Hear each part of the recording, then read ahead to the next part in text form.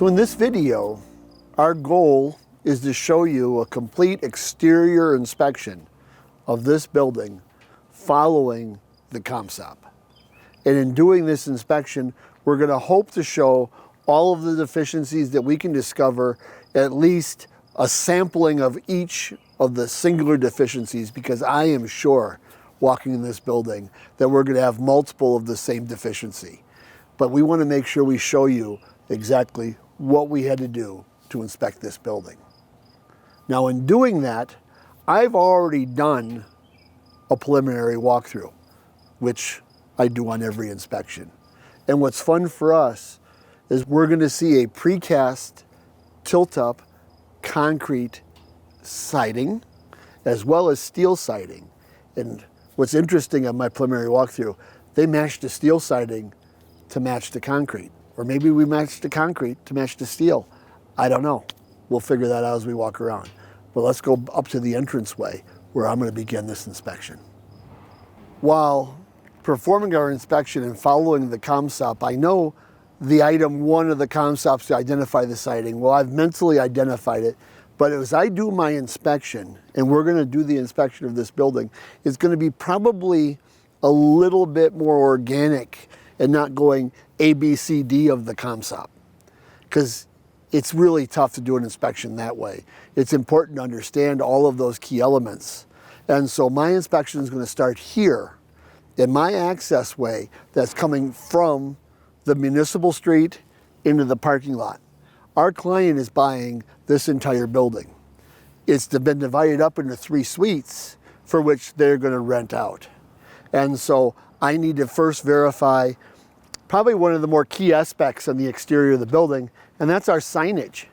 Not the signage of saying what the name of the building is, but physically what the address is. That signage might not be part of the exterior inspection, it might be part of the life safety portion of the inspection, but it is the first thing that we get to identify because I can't see the number from the street. This landscaping, which is part of our exterior inspection, is overgrown. So 4635, I got to get all the way down to see that number, is something that needs to be clearly identified from the street so emergency workers can find the building. But beyond that, let's take and walk the parking lot first, because I like to walk the parking lot, look for drainage, topography, asphalt, concrete features that might be present, our curb, our gutter. So let's walk this parking lot and see what we discover. As you can see on this building, our parking area is, in this area, asphalt. Asphalt being a product that does require periodic rejuvenation.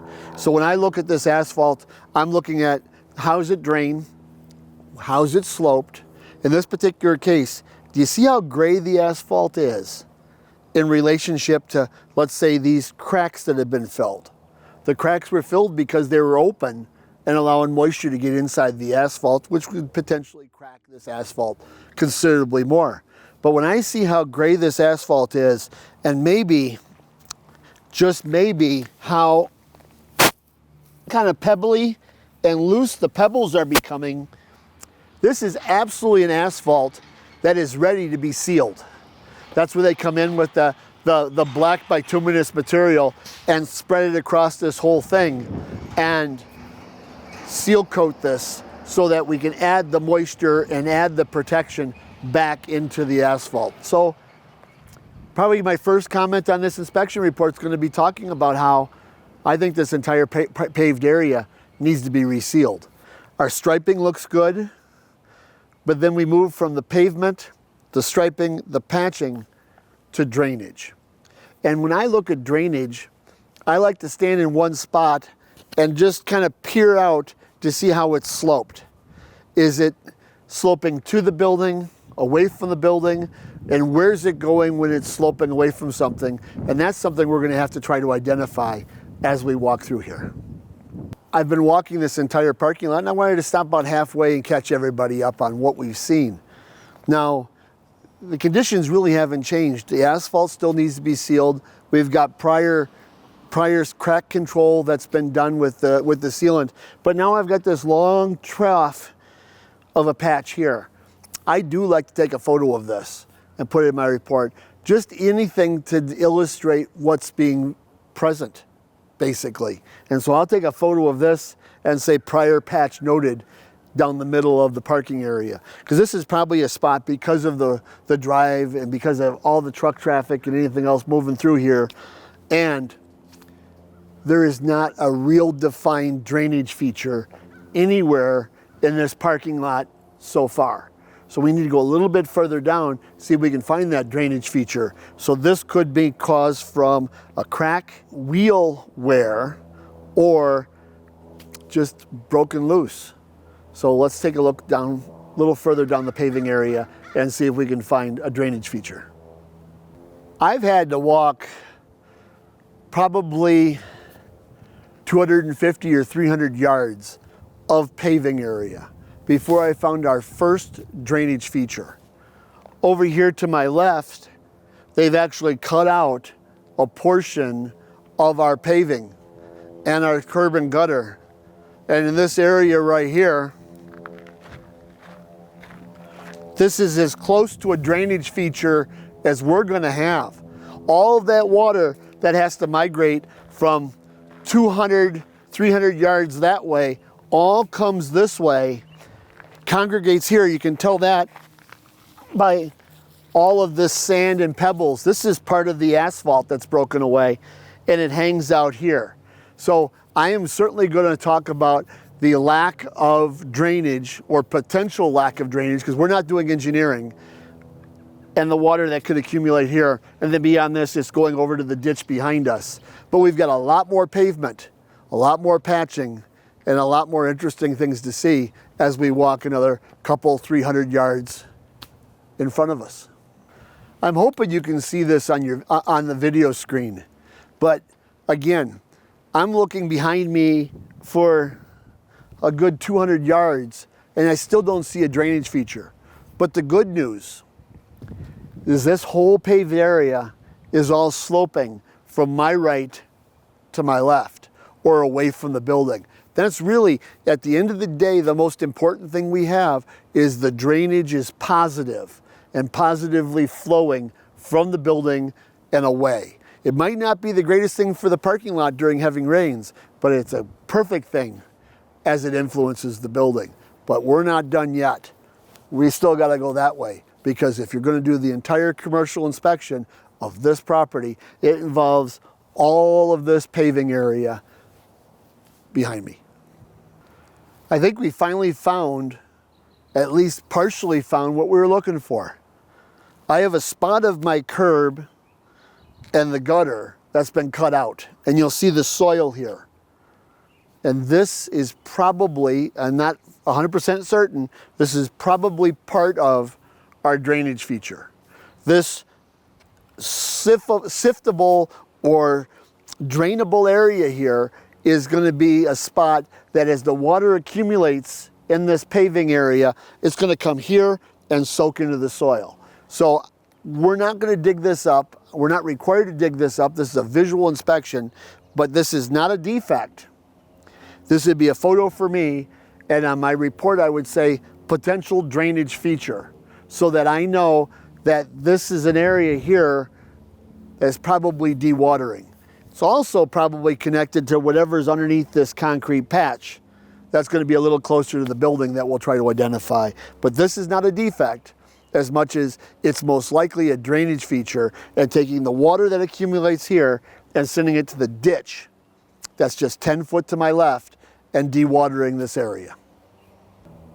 So we're still in our property. We're not required to determine boundary lines or do surveys. And so I'm not really sure where our inspection stops and starts. But right now, this is asphalt paving. And then we're going to transition here to concrete. And this transition between asphalt and concrete is very normal to have a lip or to have a big crack, because the concrete doesn't move with the heat as much as the asphalt moves, and all that undulation and the heavy loads that might be impacting between the more malleable asphalt and the more solid concrete. So I'm going to be watching this whole line right here to make sure that we don't have any trip hazards or any issues with that. But I'm still doing the paving up until I can find our ultimate drainage spot, and I believe that's over here to my right. Once again, I've got the same condition we saw previously in this parking area. I've got all of this soil all congregating through here. So this is where all of the moisture and all of the wash is coming from. So I do know this is my low spot. I can also visually see it moving up to my right and moving up to my left. This is the low spot. And then finally, about 10 more yards, I can finally see my catch basin. So let's talk about this catch basin a little bit closer and see if there's any defects with it. I am not 100% certain that this catch basin is part of this property, but I can be certain that this catch basin is taking water that came from this property. And because all of this paved area is all connected, I'm going to look at this catch basin. Now, we're not required to enter it. We're not required to remove the lid. We're not required to do anything more than to make sure that it's not full of debris. I can look inside of it from here, and to make sure that I don't have any cracking or anything going on that could be caused from erosion or a structural failure to the structure of the catch basin. And when I look inside of this catch basin, much like you'd expect, it's within 6 inches of being completely full of dirt and debris. So I'm going to take a photo of it, and I'm going to talk about the catch basin being at least partially blocked. Now, I don't see standing water. I don't see any other issues that show that this is a constant, never draining situation, but it certainly does require attention. And I'm going to let my client know that this is partially blocked, and they can determine whose responsibility it is later. We've completely transitioned our paved area from asphalt to now almost entirely concrete. And concrete is a completely different material than asphalt is. It's hard. It's designed to be hard as a rock. But what's interesting with concrete is any little bit of moisture that gets into the concrete gives a freeze and a thaw and a chance to start developing cracks, which we have almost throughout all of our concrete area. These are not necessarily cracks that are developed from heavy loads, but they're probably cracks that happen because concrete does crack, and that's why we put control joints in it to allow it to crack in a spot that we can pre-designate. If you're not familiar with what a control joint is, this cut line that's right here is a control joint, and that allows the cracking to be controlled in this area. But if it gets away from ourselves and starts developing issues of trip hazards or moisture entry, then the only thing left we can do is patch it, which they've done here. And so in my report, I'm going to talk about the patching that's occurred in our concrete, because they just simply saw cut out a section and put new concrete in its place. And so where the cracking that we have amassed through this whole paved area is fairly statistical, fairly typical, I think our noteworthy items are cracking that's present, but the patching for sure. So you want to definitely identify those on your inspection report so your client knows what they're doing. Not tangenting too far off of our paving area, we've got an interesting spot that's going on here of drainage as well, that's actually influencing everything that's heading down towards that drain we just discovered. Is up here in this large grass landscaped area, do you see how it's so much higher on my left side than the building is to my right? The grass on this side, all that drainage is negatively influencing our building. Remember, we try to talk about our drainage, positive, negative, flat, using good generic terms. So this negative influencing drainage has to be controlled. That's why they've added this large trough drain. This large trough drain allows us to create a positive drainage from the building and the positive drainage from the swale here into this trough, and now it migrates this way and then down into our main drainage plan, and now we don't have any negative drainage from this area affecting the building because we've caught it in our trough.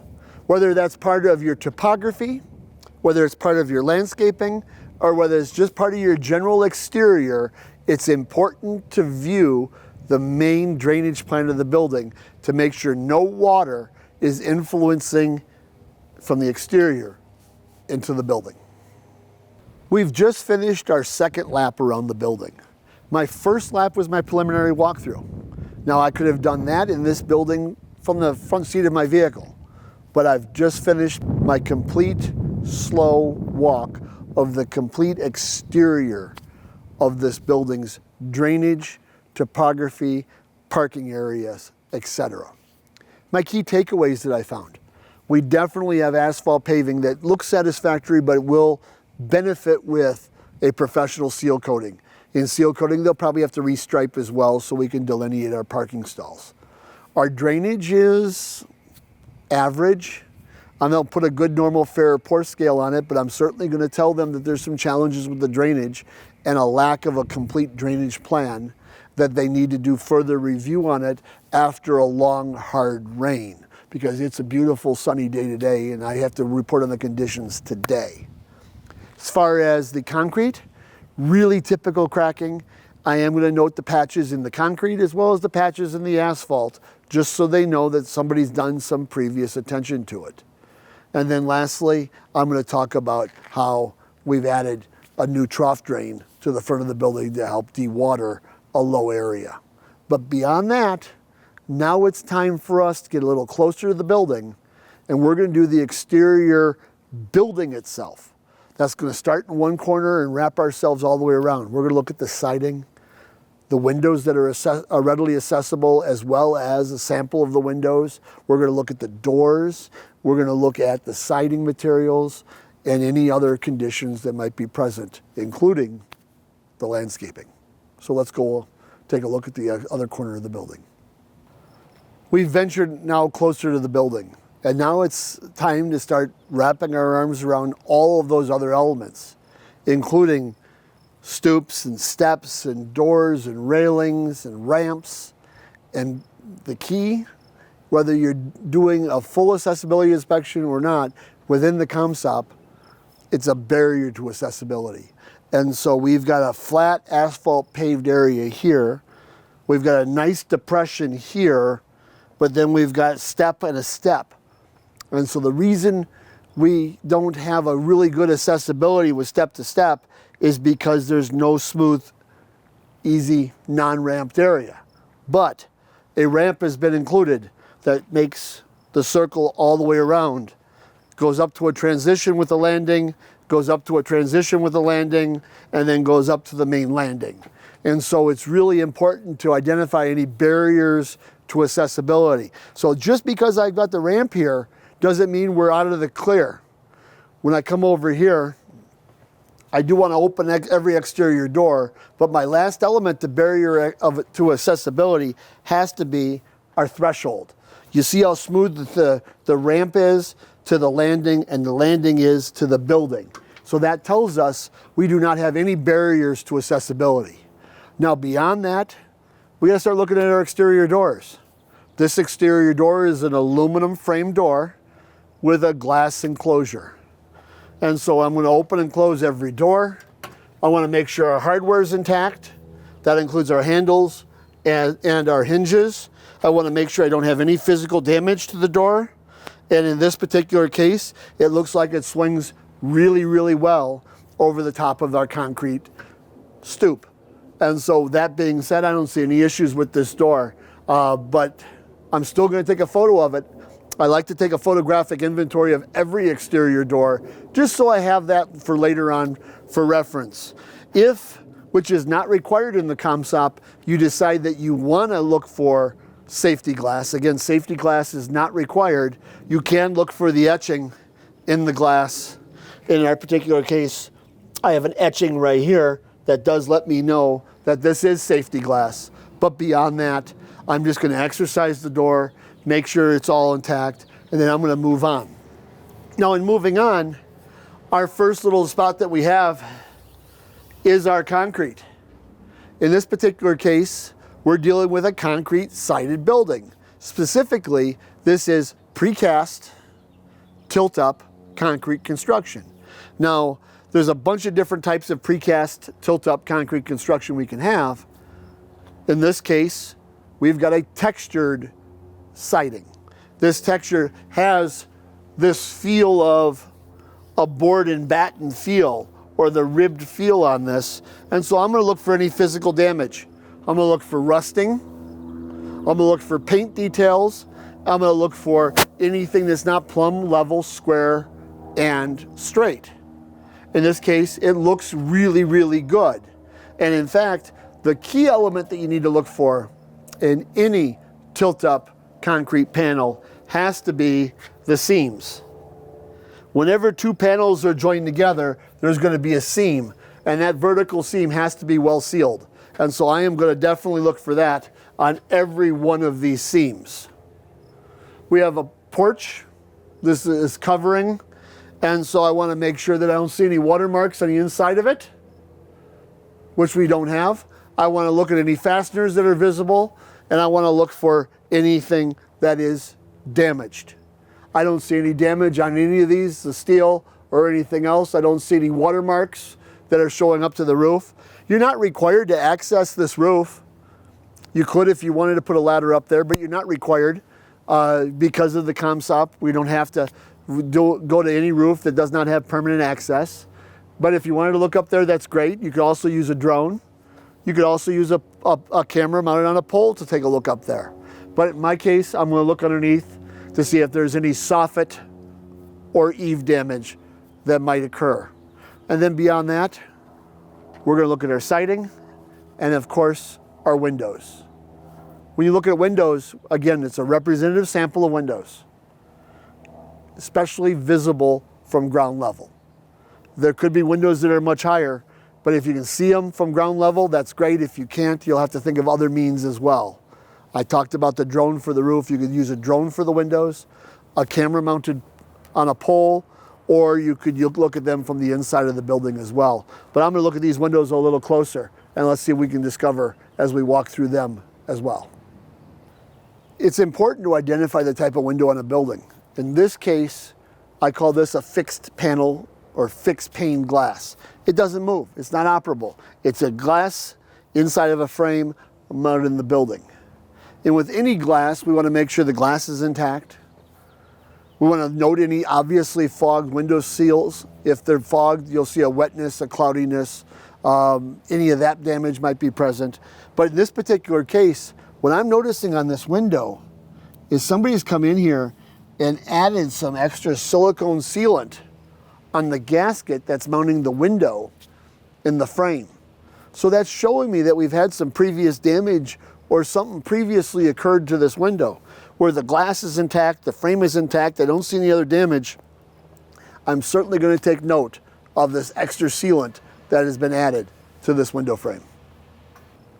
The exterior lighting is a key element to any commercial building. That exterior lighting is not only for just illuminating the building and for its security, but also helps the people around the parking lot and any place else have lighting for their security. But in this particular building, we don't have parking lot lighting. The only illumination that we have on the exterior is building mounted. Now, we were lucky enough during the preliminary walkthrough to find somebody that would turn the lights on for us. A lot of times the lights and the light control is in a very obscure location. It could be an electric room, it could be in a mechanical room, it could be just about anywhere in the building or outside the building for that matter. But somebody in charge of this building knew where the switch was, so they've turned it on for us. When I'm doing my inspection, I'm noting that the light that's over here on my right is off. And I don't know why it's off. It's high enough that I don't know and I'm not going to touch it, but yet the light on my left side is on. So I'm just going to take a mental inventory or even a photographic inventory of saying some lights on the exterior are on or some lights on the exterior are off. And again, I'm not going to go up there with a tester and verify there's electricity or verify there's a bulb. I'm just going to note from ground level what I saw. A burnout, a light not functioning versus a light that's functioning. If this was a larger parking lot with had stanchions and other lights, we'd have other lights to turn on as well. But in this case, we're only dealing with building lights. And I'm going to look at those as I migrate through the entire exterior. We talked about the various issues earlier with some of the things that can happen with tilt-up precast concrete panels. But in this case, something's unusual going on. I do have a crack just to the other side of that seam that's here. I have got a couple other cracks that are very complementary to those seams as well throughout the building. We don't have to deal with causation. We don't have to understand why that crack has occurred. My report is going to say that cracking is present at the seam, just so my clients know what's going on with that.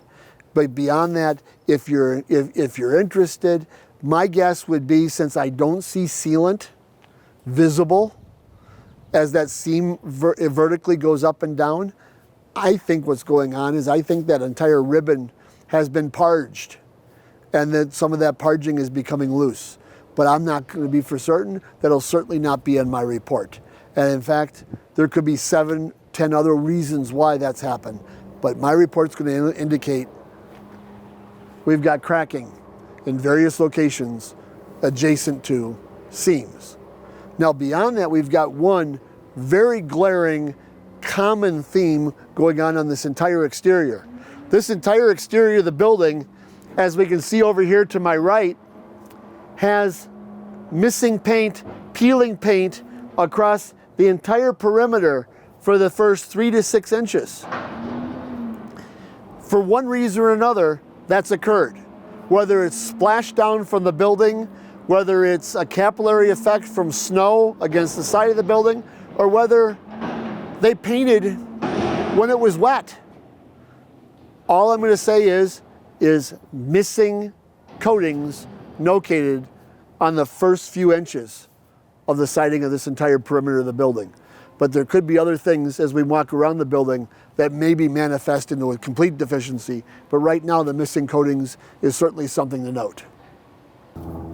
While inspecting the landscaping, there's no expectation that you're a horticulturalist or an arborist, but a commercial inspector has to be able to identify whether a piece of the landscaping is alive or dead, whether it poses a trip hazard or a material defect to the building. One of the key material defects to the building that can occur from overgrown landscaping could be this large tree that's right here, that's overgrowing the roof and rubbing against the building.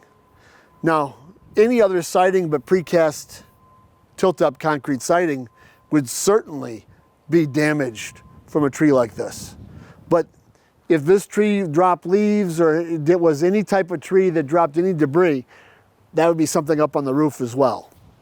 So that overgrown tree, as well as the shrubberies that we see behind me on this side that are dead, as well as if I look over here to my left, all of these large shrubs that are overgrown and rubbing the building. So when you're doing your inspection of the exterior, remember, landscaping is a key element.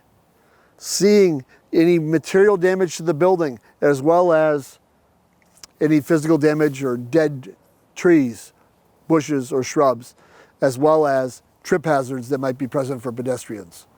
If we go through the rest of this building and see a trip hazard, we'll certainly stop and pause. But right now, my report's going to indicate the overgrown trees, the dead trees, and the shrubs rubbing the building. I've moved a little further around the building, and we've got another set of windows. And again, we're doing a random sampling, a random view of the windows from ground level. But what's interesting on this is a completely different window than what we saw on the other side of the building. This particular one's got a much bigger frame, and instead of having the caulk seal or the silicone seal that we have, I actually have a rubber gasket seal here. And, well, frankly, it's shrunk. And there's a large gap right here. And this large gap is just a definite spot for water entry. And so we're going to be paying attention for that. This will be on my report, as well as any broken glass or obviously failed seals we might develop. But what's interesting again on this commercial building is we've got two different types of fixed glazed or fixed glass windows that we want to definitely identify on our inspection report. What's interesting, another exterior feature we have is a loading dock. Now, loading docks are not part of the exterior elements of the inspection, but you are going to take a look at them while you're on the exterior. The loading dock's actually an interior scoped item of the ComSOP. But when I'm thinking about the loading docks, this is a declined loading dock, which means the slope is heading this way towards this blunt flat surface. So we got to worry about drainage. Inside of this loading dock, I have a slot drain. This slot drain is almost entirely ensconced with debris. That leaf debris and everything else could be blocking the drain. But what's interesting, when we were walking in the parking lot and I saw that area that the concrete was missing in the curb and gutter, that's in the same spot as this slot drain, which marries into this repaired concrete, which goes straight over to that spot over in the curb, which is our depression and our drainage area. So it would certainly appear that our synopsis or idea of the drainage in the parking area is in direct line of this slot drain. So I think all this is part and parcel to a satisfied draining plan, but a blocked drain that should certainly be identified. Stairs, stoops, porches, railings, banisters, all those are key elements to your commercial exterior inspection. So when I'm looking at this set of stairs next to this loading dock, I do have the dual hand railings, which are so important in a commercial building. I do have a hand railing that absolutely returns back to the wall, which we want to have. I have this railing here, which acts as a guardrail as well, that prevents me from going over into the loading dock area. My railing is on this side. My guard is on this side. My railing is absolutely graspable. So these are all important things that we want to identify. And then lastly, it's continuous. There's no newel posts or anything else. So all of those same standards that you anticipate on interior railing inspection do translate to the outside, including uniform treads, uniform risers, and the width. So it's important for you to look at all the exterior railings and make sure that we have those elements. And there might even be railings that we'll see on another side of the building that might not have those proper elements. So we'll take a look at that again as we walk around the exterior of this commercial building.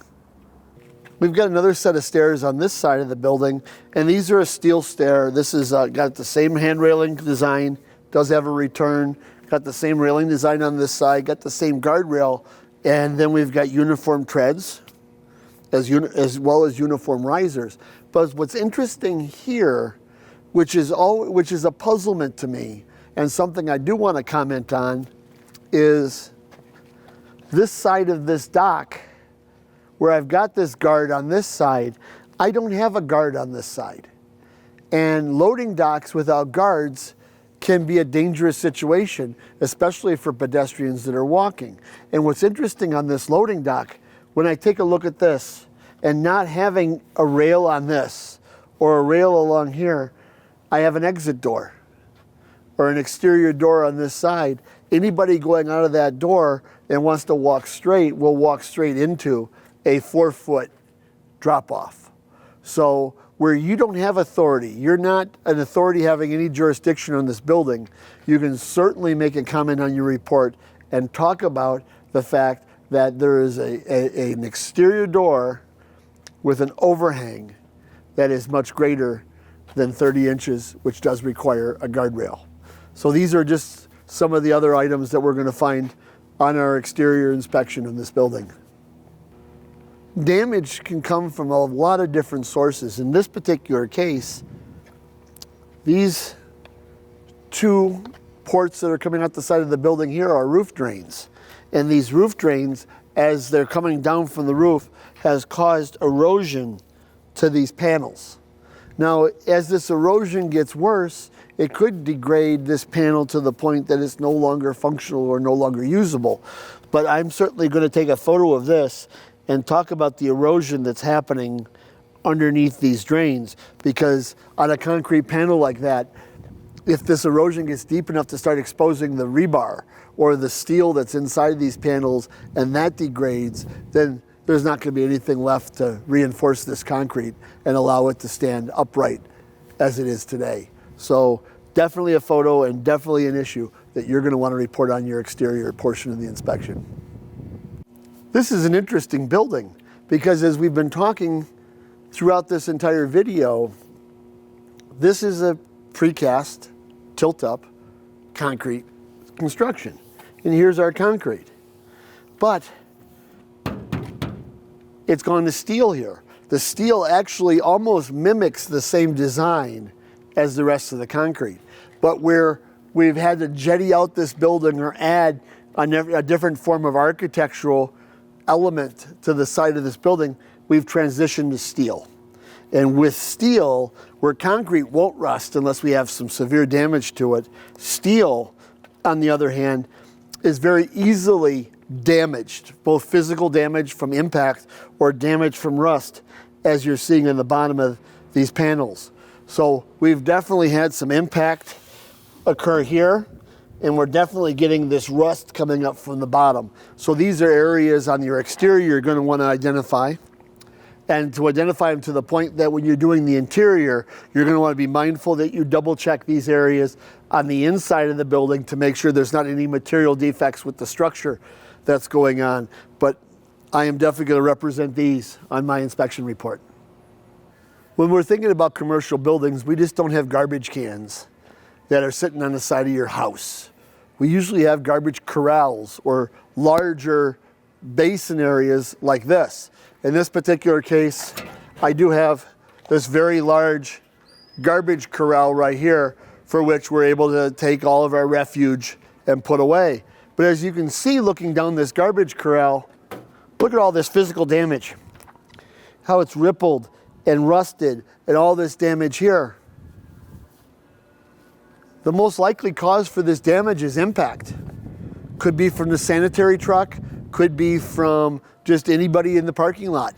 But whatever it is, this impact damage is definitely causing some structural issues with the rest of this little wall here surrounding this garbage corral.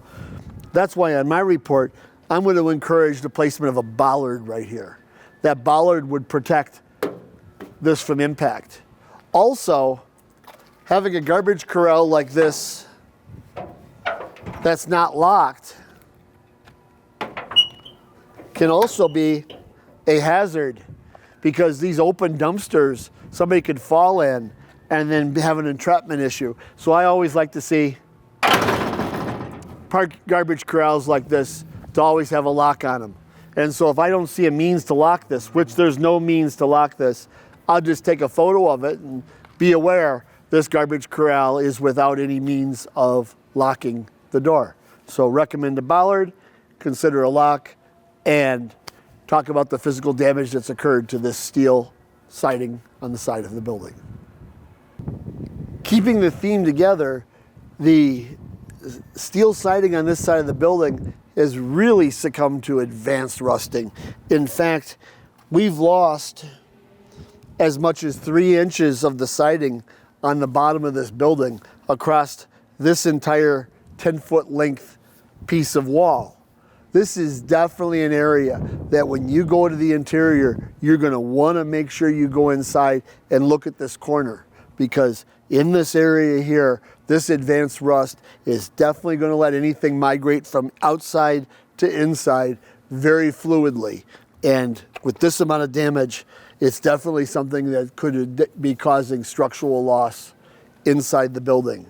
So make sure that you're keeping reference for yourself of those areas that outside might be influencing inside. So when you're doing your interior inspection, you can connect those dots and make sure that you have a total picture of all these conditions.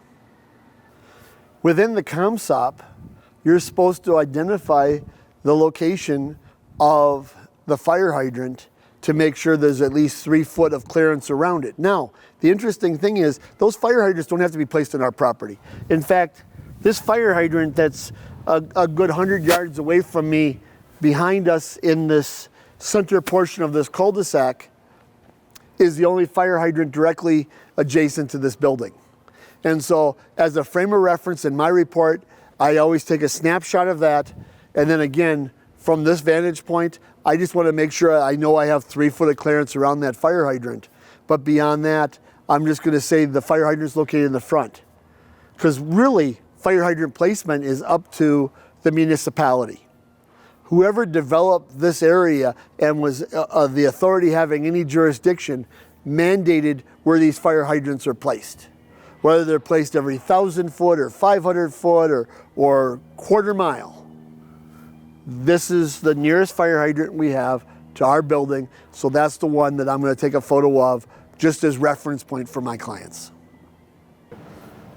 Another feature that could be very common in any type of building you're going to inspect could be a patio area, like this concrete mass that's here. So it's really important to watch its drainage. If you're having troubles discerning drainage, then consider using a golf ball or some other means to see how the water moves. In this particular case, does all the water go to the landscape area, or is it adjoining the building? Because if it's going near the building, then we're going to have an intrusion issue. So I would probably want to drop my golf ball on here, see how my drainage is. The way this looks to me, it looks like it wants to pond somewhere over next to this building, and that's never a good thing. So watch our drainage, watch your patio, look for cracking, and then basically just conclude your commercial inspection with the entire building. Well, we're back to where we started. We've made a complete lap around this building. We've looked at the parking area, the curb, the gutter, and all those areas of drainage that are associated with that large parking area. We've looked at the entire grounds for the topography and any other drainage plans that might be present in the grounds area. As we got closer to the building, we looked at the landscaping, whether it was dead or alive, whether it's going to influence the building. I mean by damaging the building or putting debris on the roof. We've looked at the siding and identified the type of siding on this building. This building has precast, tilt-up, concrete siding. Up until the point it's got steel siding. When we looked at the precast siding, we talked about the fact that there are some cracks in it. There are some openings in a few of the seams, but we're also missing some coatings along the bottom few inches, plus the erosion that we have coming out of the roof drains. As we look at the drainage, we talked about the slot drain at our loading dock that is completely full of debris. When we got close to the building, we looked at the exterior doors, the windows, the overhead doors, etc. When I looked at the windows, I'm going to note on my report we've got 2 different types of fixed windows because one's been replaced. I don't know which one was replaced and which one wasn't, but one's been replaced. We've also got the seals on the gaskets that have shrunk. So it's really important that you take your time. You walk through the exterior of the building in much in the same eye, the same gaze, and the same diligence that you're going to walk around the interior of the building. Because it's important that your clients see the total picture. And then you have to produce a report. And when you're producing the report, to give them the knowledge of the information that you discovered during this critical exterior elements inspection of this commercial building.